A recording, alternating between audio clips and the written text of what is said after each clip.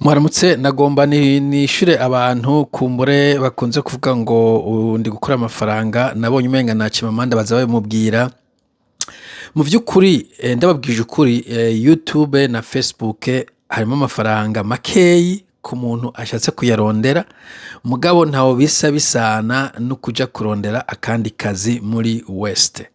Bo nk'akarero aho ntumbereye usanga minimum wage amafaranga umuntu mutoyi ashobora gukorera aho ni nk'umuntu w'umunyeshure umuntu agitanguye guklininga gukora akazi ko kubura usanga ari nk'amadolari 200 kw'isaha ni ukuvuga akoze amasaha 10 dufate ku munsi ko yakoreye amadolari 200 ni ukuvuga ushobora kugwiza urabe ku kwezi amafaranga yo bakoreye ufashe 200 ku munsi ukagwiza kumba n'imisi 200 adakoze weekend no kuvuga araronse ibihumbi 4 ku kwezi ayo se amafaranga menshi cyane hano unabiravye no gugutunga ntiyo gutunga ufise famille ariko ibihumbi 4 ku kwezi ntushobora kuyaronka kuri Facebook c'est impossible ntibishoboka kuri YouTube ntibishoboka donc nta mafaranga ari ugereranije n'amafaranga ushobora gukora mu bundi buzima busanzwe ugereranije n'umwanya ushiramo kuko mu kino bavuga ngo time is money ujya mwanya wo gukora Facebook canke YouTube ni wowe uri gukora ku kazi donc usanga bidakunda nta mafaranga arimwo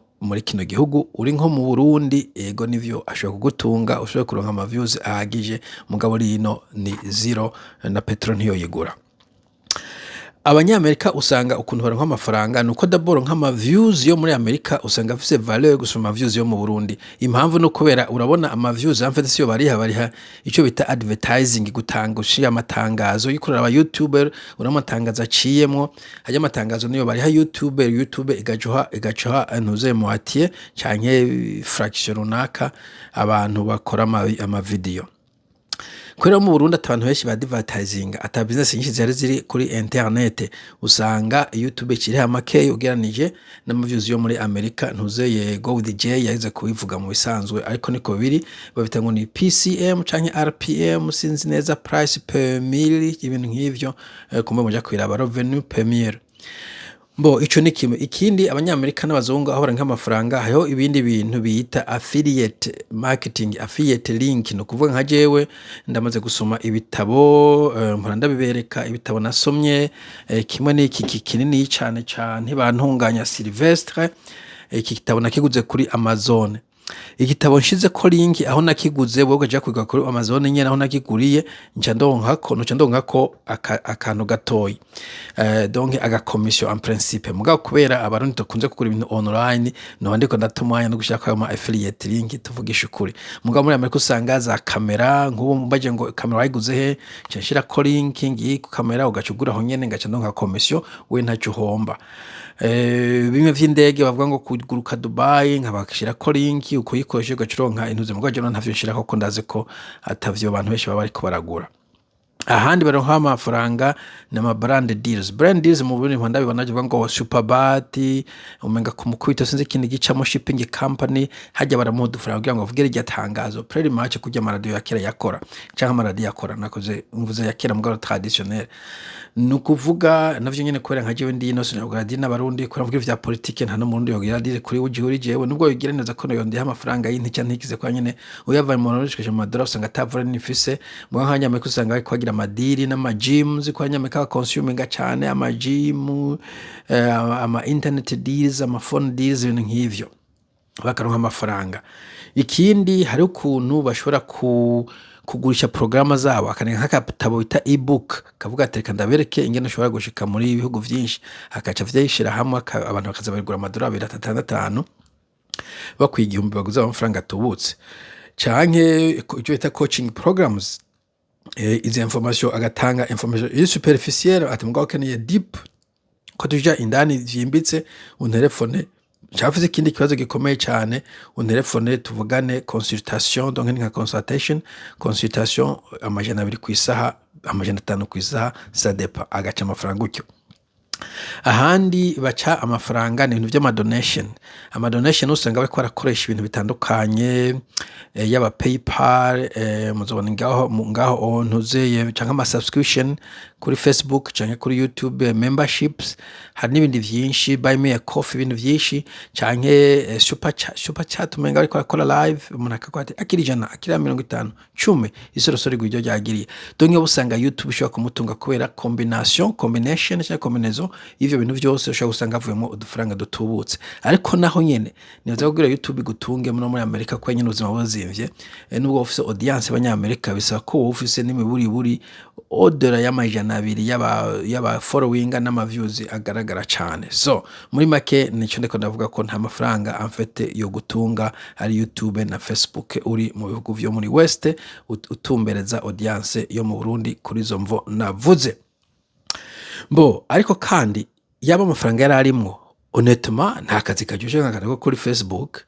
Look, nicaye ngaha ntaco na prepaye, nta gitabo nasomye, nta mubosi ampagaze hejuru, nta petroli natwitse ndawe ku kazi ngahembwa, wumva ko atari keza ahubwo nogakora. Sinzi gituma vyo biteye isoni. Je ndazo amafaranga kuri Facebook, bosi noca ndamusezera niko ofa nasiga ndari muhaye.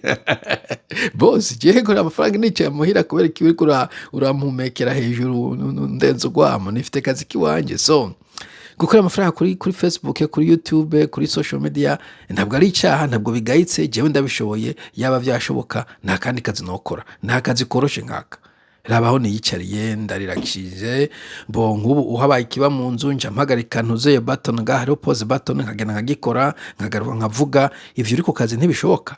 So aka kazi yaba kahemba karakazi keza, nta kandi kazi umuntu yokoze. Okay, nihage uzunasubira kuvuga ngo uvuze ngo shaka amafaranga uri kurasuzugura umuntu, reka ndaba ndyohewe da. Naho kandi umuntu yabikora part time akaronka amafaranga ijana ntijyanka murindi. We none umuntu yoguha ijana ariko avuga ibintu bashaka no kuvuga ureka kubikora.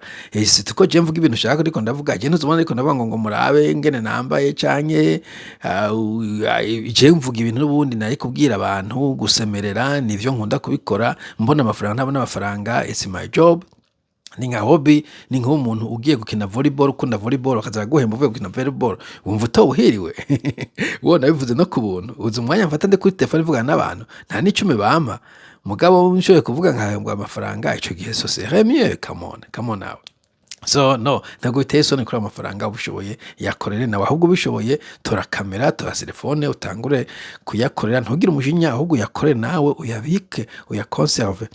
Haramuje no muri Kenya mbeko yatanguye kuyakora, yamunatiza kuri Facebook, kudos, go ahead, go for it. Ntukomeze ugimusaya yarondere nawe. Et puis ikindi kijanye nico ngurondera ama views en principe ego nivyo nibaza ko the more views probablement ni kuronka amafaranga. Sinzi formula akwasha mu bantu je nabwo ndiko ndaca amafaranga nyene kuko ntavyo nitaho ndakora ngaca nigira. Nico tuma je no ma video wanje nta editing. Okay, ugiye urabe video ndavuga nkoroye ngumizamo ico gikorwa nyene. Umwana asebera inyuma ngumizamo yo screen ndiko arimo ndavuga ndagumizamo je uko ndiko ndavuga ndaheza ndi kuri telefone, kuri cell phone, akantu gacometswe ko gusa nakaga hakavugana naka uyu mugozi winjira straight muri telefone mubibona bien sûr ko yandika ko kamera ya telefone meje ncha downloading kuri Facebook, end of story. Donc ico gihe mvuga ko ntasubiye ama views ngo nangahe sinzondi umuntu avuze ngo uvuze ama views make, ntavyo nego ndarabajo I push there and I go. Ariko kandi n'ama views kuyondera si bibi. Erega burya ntuzeye ibi bidukora ni nka kurya umuntu yandika igitabo, ni nka kurya umuntu afise œuvre d'art. Ubukene kwijo gitabo bagisoma, none wo kwandika igitabo ntushaka kwantu bagisoma. Wandika igitabo bien sûr kene ko bagisoma bien sûr. So usohoye video washatse kwantu bayibona, yutashaka ko bayibona wari komigumiza hehe muri Google Drive, harimo Google Photos, amafoto menshi cyane ntabereka ko ushaka ko muyabona. Mugabo washize video kuri Facebook nshaka ko muyibona, the more views the better. Nubwo hatawamo amafaranga n'ibiki, ugiye wanditse igitabo kenshi na kenshi rimwe rimwe amafaranga mugayo ntibagisomye, ni validation ko igitabo wanditse gifise valeur, ko ibintu wavuze abantu babitahuye, abantu babiryoherewe navyo. Every day niko kuko nyene ugize ikintu umu artiste ugashikina abantu ati wow, beautiful. So mnajize the views no kuvuga nico kimwe no kuvuga ati beautiful. So if you know of vyanka sinubigituma wo kumva ko biteye isoni uzize video hanyuma ugaciro uronka ama views. I don't see any problem.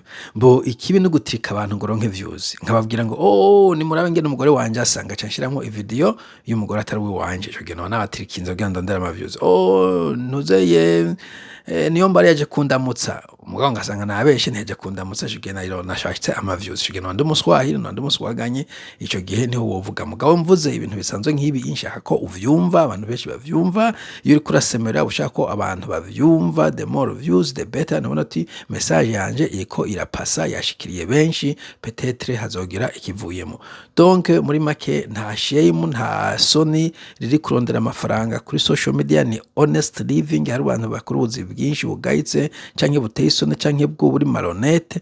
Social media novuga ko ugerageje usho kuba honnête usho gukora uri clean utiyandagaje hanyuma amafaranga yabonye très bien nta muntu yoyanka sans doute. Hanyuma ama views nayo novuga yuko evidemment kuko nabivuze usohoye ururirimbo ni hahandi ukumva bivuze kuri radio runaka no kuri radio no kuri television naka très bien ukeneye ko urwo rurimbo rwawe abantu bagumva. Ndakubwije kuri je sindasohora indirimbo muganeza nk'umuririmbyi agiye nko mu kabari nk'abubari batatu akagenda mu Buyenze akaja mu Kamenge akumva urimbo gwe muri mu kabari araryoherwa ati wow my song that is my bloody song. Okay, voilà nico novuga ko ibintu vya social media. Mboje ko ndavuze ntabwo mu social media person wenda batanguira ne passe umwaka uheze kare nari shy cyane ntiwobona ikintu na kimwe je nigeza ku social media imbere ya January janvier l'année passée canke février. Ubu ndiko ndabishira ko mugabo nkuko navuze motivation ntira amafaranga mugabo ndayabonye sinoyagisha. Okay, nayo nogisha motivation sama views muga views ni validation ni ntuze ni preuve ko ivyo ndavuga bifise akamaro sino no yandura ihemera mu muyaga. Sawa mugira umunsi mwiza bye bye sinogira ntabatwengeje.